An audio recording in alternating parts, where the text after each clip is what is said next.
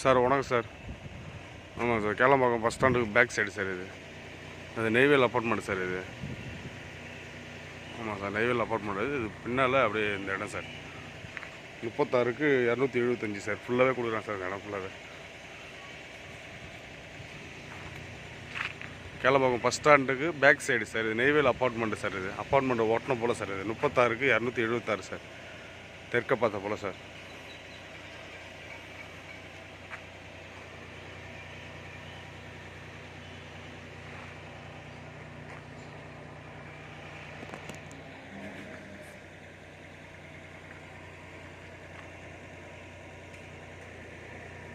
முப்பத்தாறு அடி அகலம் சார். 276 அடி சார் நீட்டு. அப்படியே ஸ்கொயராக கொடுக்குறாங்க சார்.